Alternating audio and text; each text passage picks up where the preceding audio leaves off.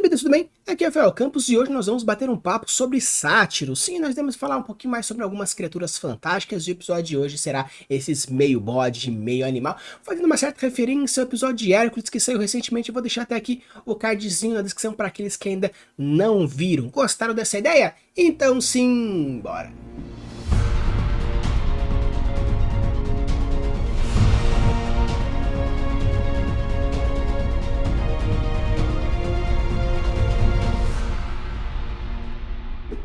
Então, pessoal, quando a gente fala sobre sátiros, eles são animais, são criaturas da mitologia grega que são metade ser humano, metade bodes.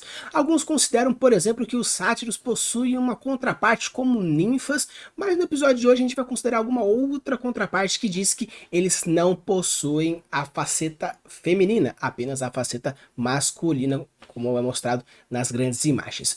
Os sátiros são criaturas que têm representatividade como algo relacionado à sexualidade, festas e muitas vezes a álcool e algumas drogas, por estarem sempre chapados, estarem sempre bêbados, felizes, porque são cultuados e tratados dessa forma, e também eles cultuam um outro deus, o deus Dionísio, que é o deus das festas, dos vinhos, das bebedeiras, etc e tal. Eles estão sempre associados a esse tipo de cantigas. Alguns acreditam que falava que eles eram criaturas sábias, porém por serem criaturas muito brincaronas e muito selvagens e muito sexualizadas, elas não falavam meio que né com cré, às vezes numa piada, às vezes num trocadilho, às vezes simplesmente num enigma, e alguns acreditam que realmente não tinham sabedoria nenhuma. Então existem diversos tipos de sátiros no decorrer da história, lá no começo das mitologias. Os sátiros eram criaturas selvagens, totalmente animalescas, muitas vezes confundido com meio macaco, principalmente da parte de cima, a parte de baixo sempre como bode. Aí eles foram romantizando no decorrer do tempo, voltaram a ser animalescos, mais para perto da Idade Média, fazendo associação à cultura pagã e também ao diabo, ao Satanás, e depois no Renascimento voltou de uma forma um pouco mais bonita, e depois foram deixando mais... Na cultura pop foi ficando um pouco mais infantilizada, porque não poderia ser tratada de uma forma tão sexualidade selvagem como eram feitos antigamente, principalmente em filmes como Crônica de Nárnia ou Percy Jackson, que aparece os sátiros, até mesmo o Philoctetes, que aparece no desenho da Disney. Então quando a gente fala sobre a mitologia do sátiro, tem uma diversa evolução passando para lá e para cá, mas o importante é entender que são criaturas que têm relação com a natureza, são animalescos, possuem o dorso humano, possuem as pernas de bode, de caprinos, e a gente vai transformar, principalmente no episódio de hoje, como fazer uma criatura que antes era mitológica e agora transformar numa criatura biológica. A gente trabalha sobre essas relações diretas e indiretas, pensando um pouco na biologia, um pouco no comportamento, porque não necessariamente existe uma biologia oficial, não existe uma etologia ou comportamento oficial, não existe uma fisiologia oficial. Obviamente você pode, a partir de alguns cânticos, algumas lendas, algumas histórias, fazer algumas referências e puxar algumas associações ou de um lado ou de um outro lado. Então o objetivo de hoje é a gente bater um papo falando um pouco sobre sátiros, e com isso a gente vai transformar essa criatura mitológica em uma criatura biológica.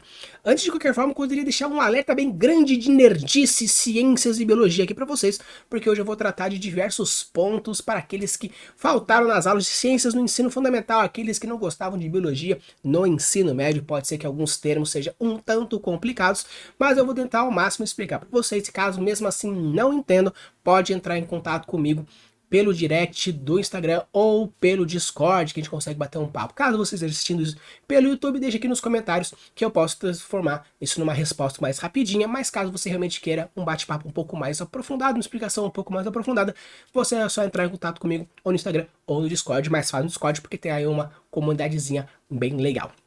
Quando a gente fala sobre os sátiros, começando então com a sua biologia comportamental. Como a gente falou, o comportamento dele, ele é muito festivo, ele é muito alegre, ele é muito chapado.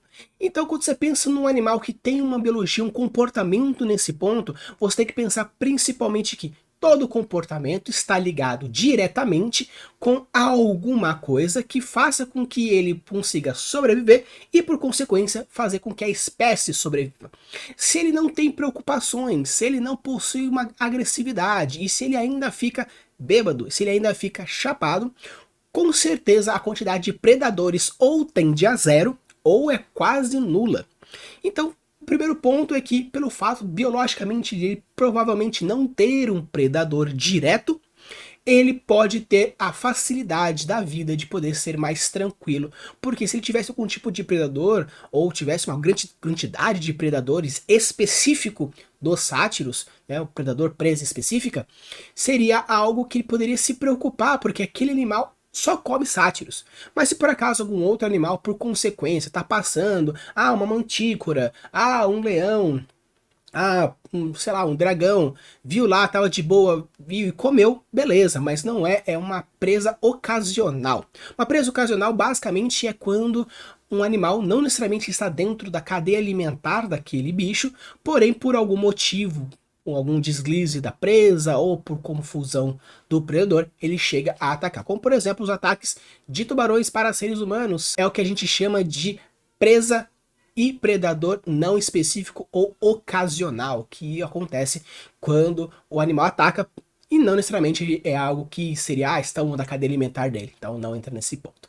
Então, pelo fato dele possuir esse tipo de biologia comportamental, que a gente chama de etologia, o comportamento, o estudo do comportamento animal, ele tem principalmente essa questão de ter essa falta de predador específico para poder ter essa questão de ser mais trivial, de ser mais tranquilo, pela falta da sobrevivência. Um outro ponto importante do comportamento dos sátiros é o seu isolamento ou em pequenos grupos. É mostrado em lendas que eles possuem pequenos grupos que ficam dançando e cantando em torno das ninfas e cantando e dançando em torno do deus Dionísio. Então vamos considerar biologicamente que ele participe de grupos pequenos, às vezes de 1, de 2, de 3, no máximo de 4 membros, como acontece bastante em alguns caprinos, como por exemplo bodes, as cabras, as ovelhas, o ibex. Tem diversos tipos de caprinos diferentes que possuem um grupo menor. Por quê? Porque como eles têm uma questão de territorialismo, não pode ter um grande ponto. Mas esse territorialismo não necessariamente pode ser um territorialismo agressivo, porque não é mostrado nos sátiros que ele possui uma força mais agressiva.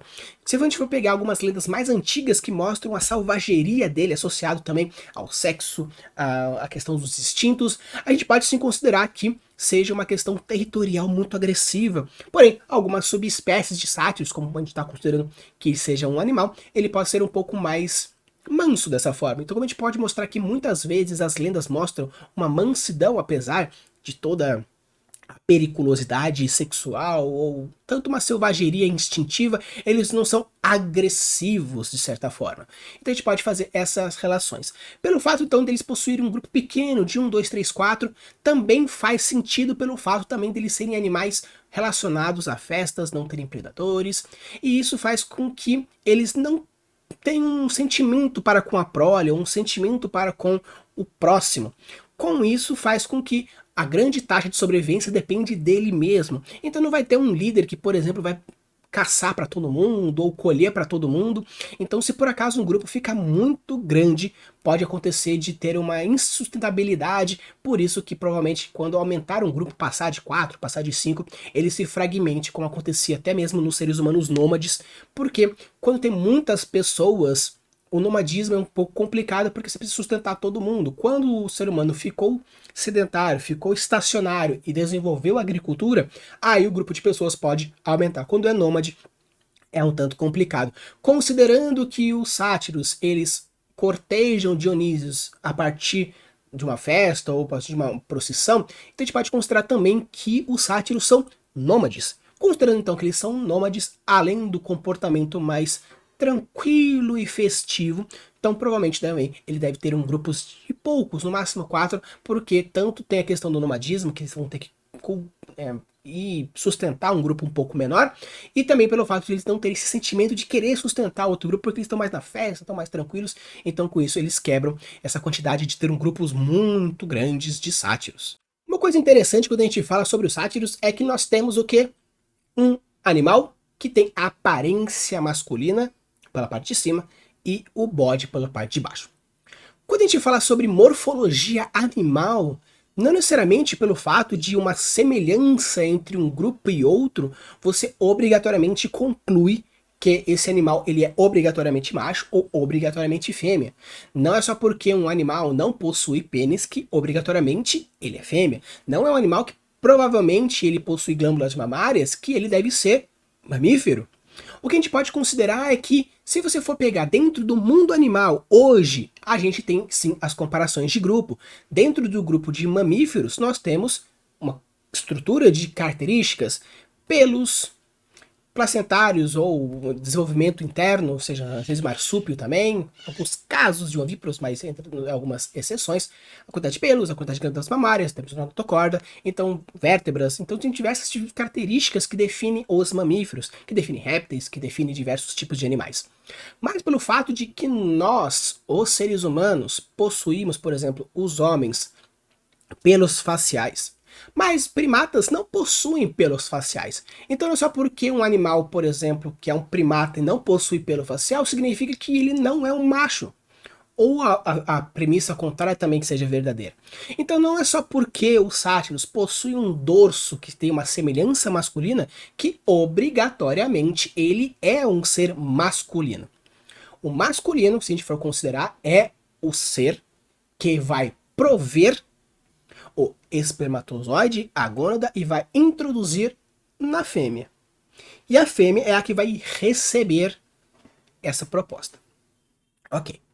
Então, considerando então que os sátiros são criaturas vertebradas, mamíferas, por ter diversas características que se assemelham a animais mamíferos, vertebrados, etc., vamos considerar então que os sátiros seriam então machos, considerando que não possui uma contraparte fêmea, por exemplo, uma sátira, porque a palavra sátira, apesar de parece feminino por ter a última letra, a letra A, os sátiros possuíam a palavra sátira vem do grego, dos sátiros mesmo, que quando tinha algumas peças antigas lá na Grécia, os sátiros eles eram criaturas que apareciam nas peças e serviam para contar piadas de mau gosto, ou piadas pesadas, ou fazer sátiras das coisas que estavam acontecendo, contar a história da mitologia de uma forma um tanto diferente, como as sátiras acontecem hoje.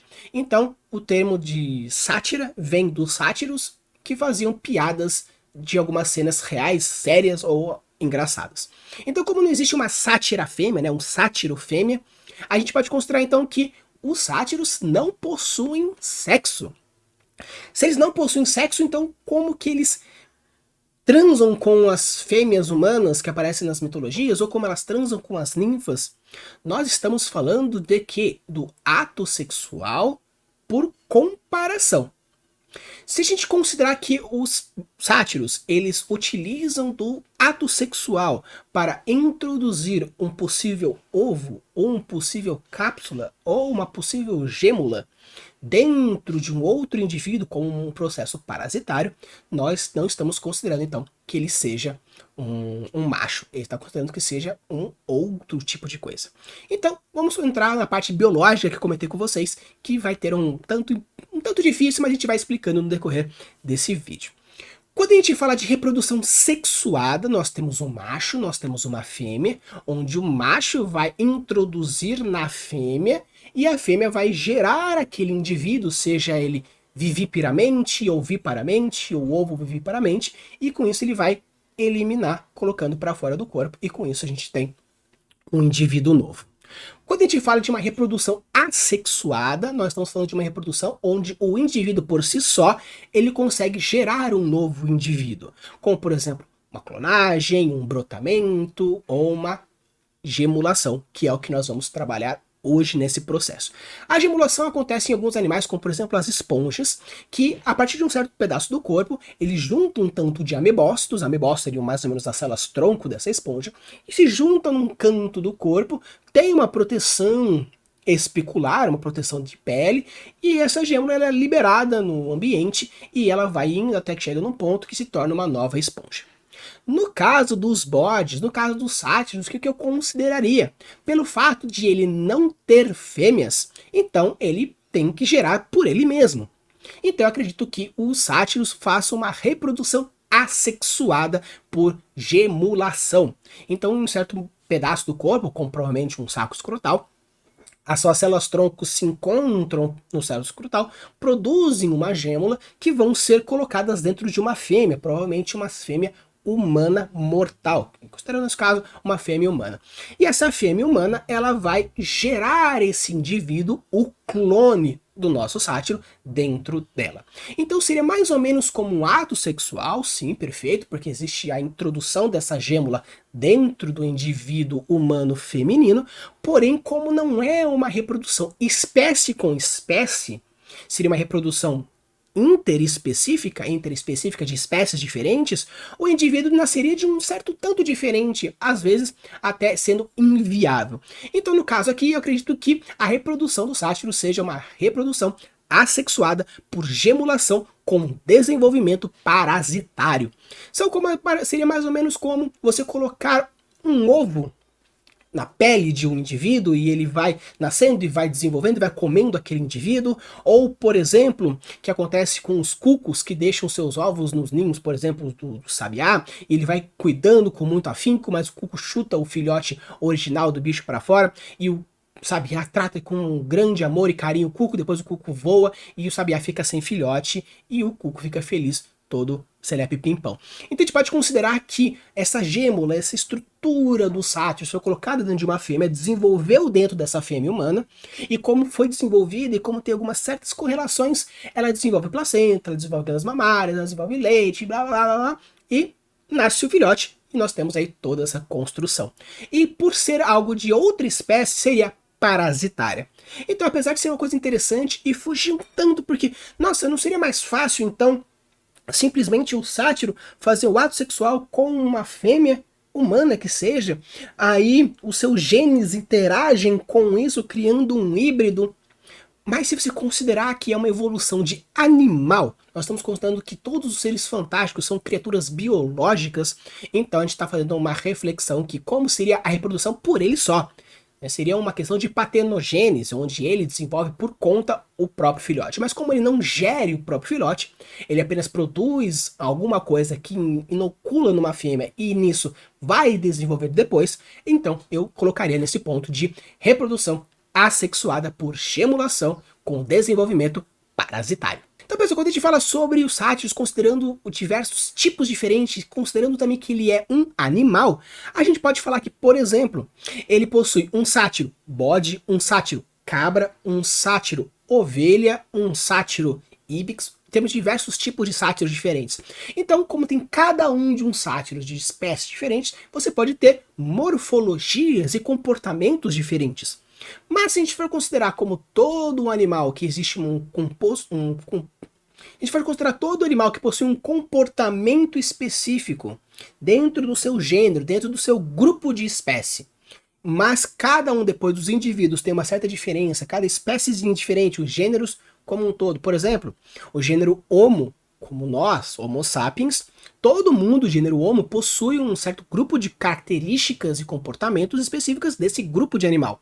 Porém, cada um dos animais possui um certo tipo de comportamento diferente. Os gatos, como por exemplo, têm comportamentos muito parecidos com os leões, muito parecidos com os tigres. Então, todos os catos têm aí os seus grupos, todos os felinos possuem as suas características gerais, porém, cada um dos animais possui a sua característica específica. Então, você pode considerar sim, caso os sátiros sejam animais que estão aí espalhados pelo seu mundo fantástico, você pode colocar um que tem um chifre mais arredondado, um chifre um pouco menor, um chifre um pouco maior, coloração, mais pro branco, mais pro preto, mais pro castanho, mais pro malhado. A derivação vai de acordo com o que você quiser. Porque nós estamos falando de desenvolvimento, evolução, comportamento, biologia. Então eu acredito que seja muito legal você desenvolver isso, porque você não vai estar fugindo da essência dos sátiros. Eles vão continuar com muito ato sexual, vão continuar animalescos, vão continuar com o dorso masculino e as pernas de bode. A diferença vai ser um pouco da coloração, o tamanho dos chifres, o formato dos chifres.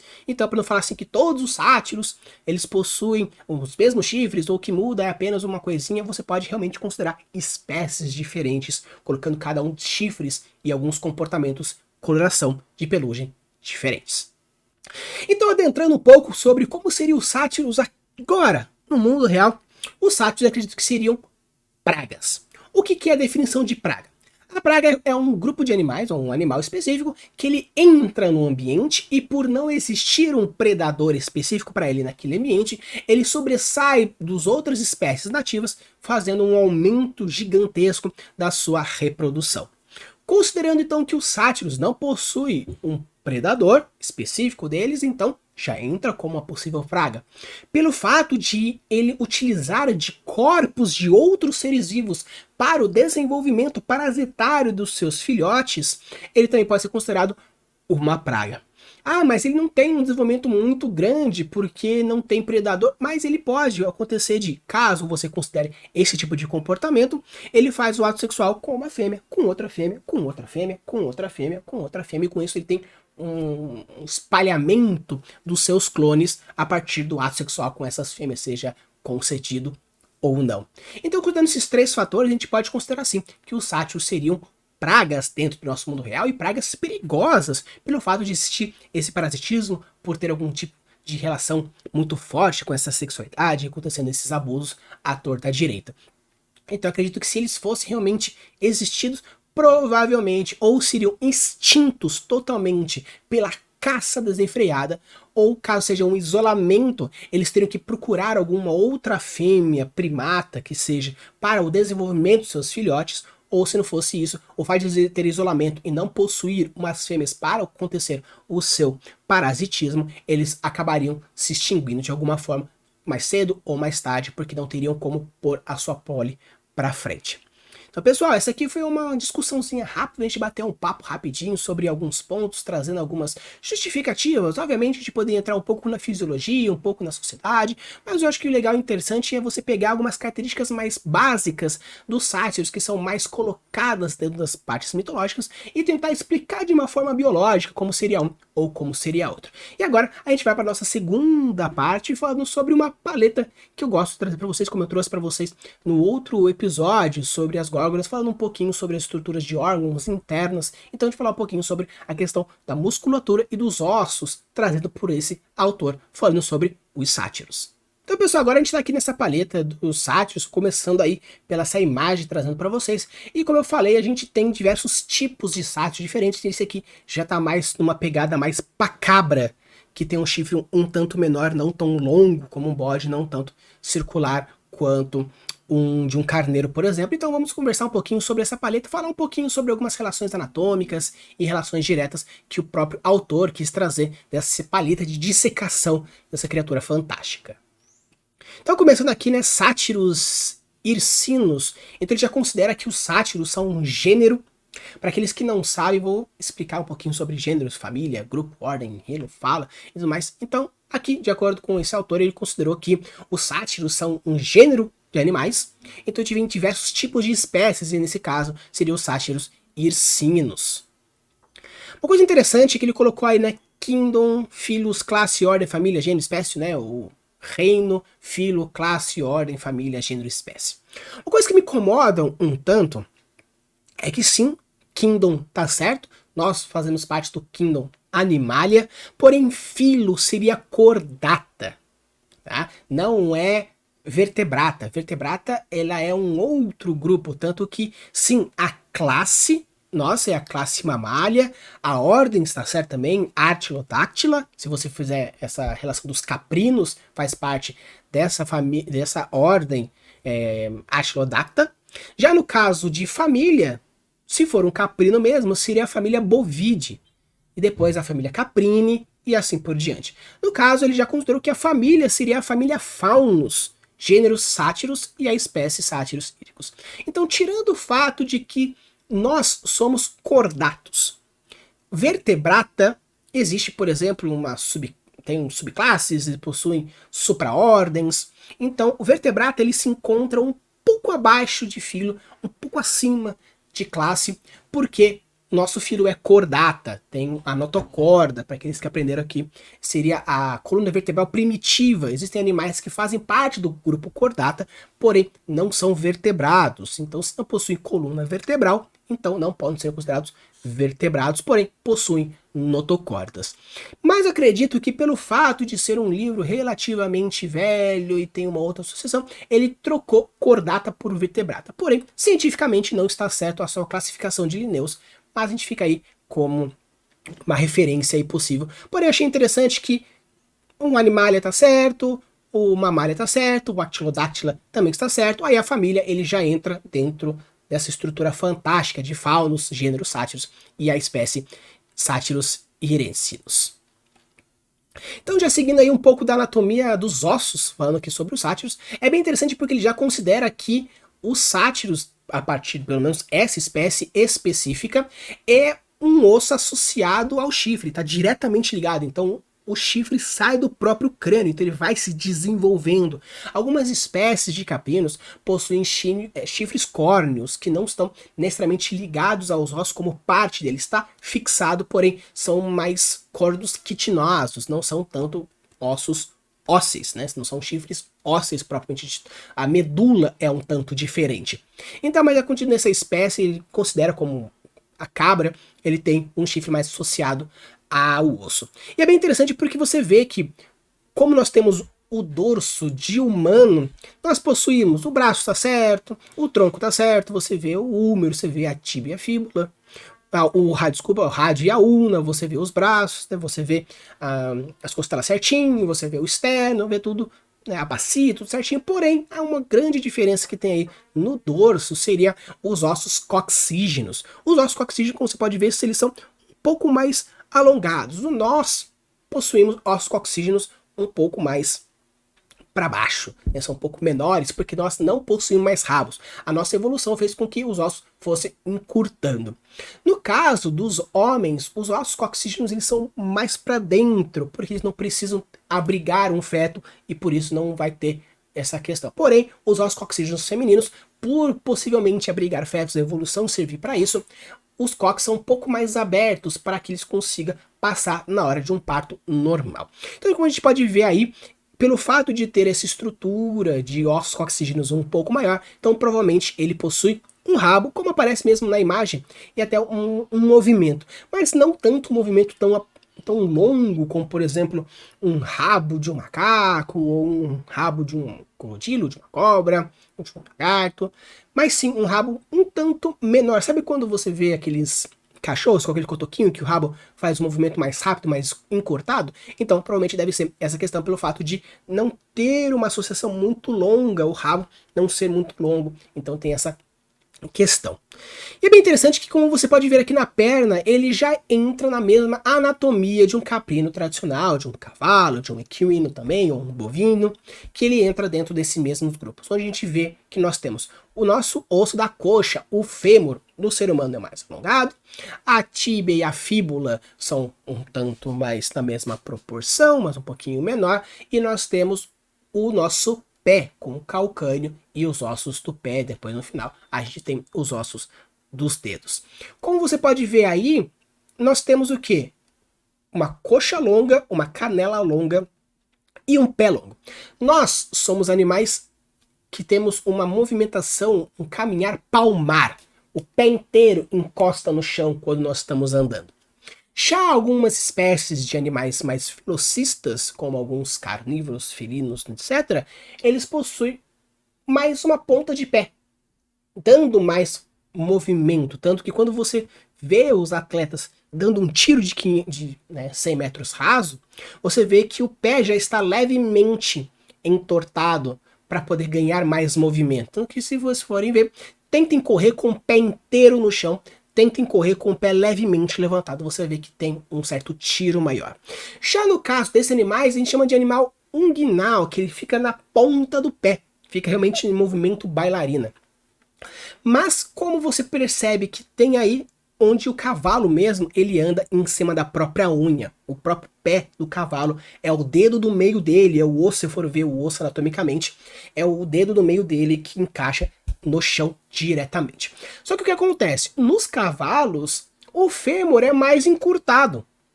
No caso do nosso sátiro, o fêmur ele tem mais ou menos a mesma proporção do osso da canela, dos ossos da canela.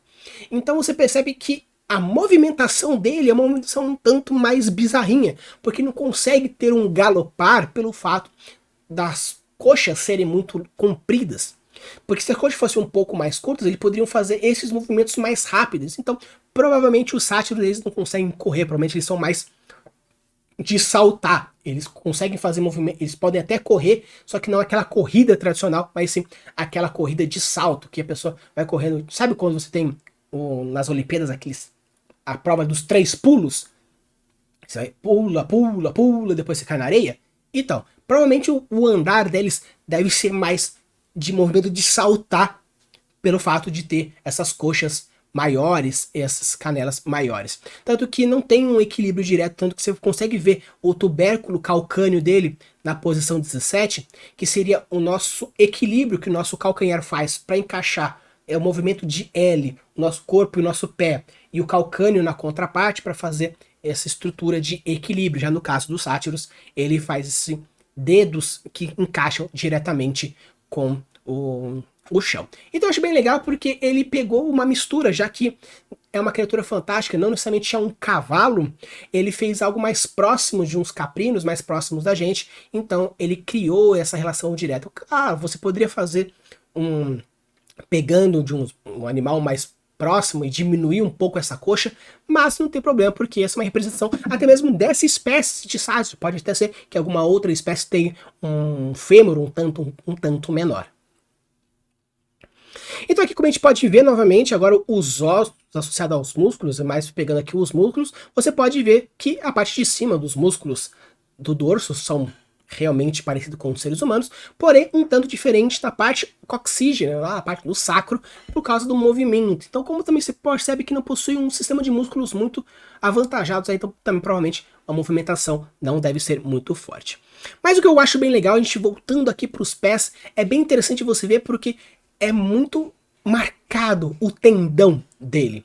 Pelo fato de ter uma coxa muito grande comparada com o cavalo, você percebe que o formato dos músculos é um tanto diferente. Tanto que o músculo reto femoral, o quadríceps, ele possui um posicionamento um tanto diferente e uma composição. Por quê? Pelo fato da coxa do cavalo ser mais encurtada, o tendão ele é mais encurtado, porque o tendão associado ao músculo, ele faz com que tenha o movimento. Já no caso que a coxa é muito longa, o tendão tem que ser mais longo para que a fibra muscular chegue do outro lado e se ligue com a articulação. Então você percebe que ele tenta justificar anatomicamente a parte de músculos. O pé, se você vê que realmente parece muito com o pé de um bode, um pé de um boi. Então você vê que tem associação. E o calcâneo fazendo a ligação com o tendão fazendo essa voltinha ali no canto. Eu acho bem legal, mostrando essa relação, justificando novamente que eles não são de correr, mas são de saltar. Tanto que o joelho e a coxa, o joelho mais alto, a coxa mais muscular e esse calcâneo um pouco mais aprofundado, ele diminui o impacto do peso quando tem saltos. Então provavelmente ele não deve ser um corredor e sim um saltador. E aqui você vê a relação direta entre um e outro, os músculos associados aos ossos. Você percebe então novamente que existe toda essa relação direta. E uma coisa interessante que vocês podem ver aqui nessa estrutura muscular é que o pênis é um músculo. E o músculo peitoral associado às glândulas mamárias femininas também existe uma região muscular. Então, como vocês podem ver, não possui glândulas mamárias. Então, provavelmente ele é uma fêmea ou um macho, provavelmente é um macho, porque não possui os músculos associados a glândulas mamárias, mas também não possui pênis. Então ele é macho, ele é fêmea, ele não possui sexo, ou ele pode possuir um pênis retrátil, por exemplo, que fica mais internamente e apenas sai na hora do ato sexual como um todo. Então é bem interessante porque existe convergências e existe divergências dentro do mundo animal. Então não é só porque pelo fato de dois animais possuírem barbatanas, como por exemplo acontece nos peixes e nas baleias, um sendo peixe, outro sendo um mamífero, que significa que tem a mesma origem embrionária, não necessariamente. Então, quando a gente fala sobre estruturas anatômicas que são parecidas, é porque a seleção natural fez com que aquilo se tornasse parecido, porque se tem a mesma pressão, o mesmo objetivo, ele vai alcançar chegando naquele mesmo ponto. Então a gente pode considerar que, se a gente for ver que talvez dentro dessa palheta de dissecação ele não compunha os órgãos, então ele retirou o pênis, deixando apenas os músculos, ou até mesmo a relação das glândulas mamárias, mas no caso, considerando que seja uma paleta direta e tudo está sendo visto, a gente pode considerar sim que ele não possui necessariamente um sexo, ainda mais pelo fato do feminino, por não existir músculo associado às glândulas mamárias, e também pode ser apenas um pênis retrátil, onde faz aquela inoculação que a gente falou no começo do episódio, falando sobre a reprodução assexuada por um desenvolvimento parasitário. E vendo aí também os músculos das costas, a gente até reforça que eu falei sobre os óxidos coxígenos e os músculos associados, que você vê que os músculos começam a desenvolver e você consegue fazer um certo tipo de movimento. E é bem legal que você, na parte de trás, já consegue ver mais forte essa marcação do tendão perto da parte de trás dos joelhos próximos ao calcânio, ao tubérculo calcâneo mais estendido, que você vê pelo fato de ter essas linhas nervosas que saem fazendo esse movimento. E aqui a gente fecha com essa última imagem mostrando que você sim pode ter diversas subespécies de sátiros diferentes, um mais de cabra, como apareceu lá anteriormente, ou mais de carneiro com esses chifres, ou mais de bode, caso você queira fazer um pouco mais comprido, porém um tanto mais fino. Então, essas são as avaliações diferentes que a gente pode ir fazendo quando você for construir as suas criaturas fantásticas. Obviamente não precisa entrar dentro dessa profundidade, você pode apenas utilizar aquele passo a passo rapidinho do vídeo que eu falei sobre criaturas fantásticas de uma maneira um pouco mais simples. Vou deixar também aqui no card para você, caso você não tenha visto. Porém, caso você queira entrar aprofundado, como é mostrado aqui nessa paleta de dissecação, não se preocupe, porque futuramente teremos vídeos de parte 2, 3, 4, 5, quando a gente estiver aprofundando dentro das criaturas fantásticas. Use e abuse das suas criações e deixe seus mundos cada vez mais incríveis. Valeu!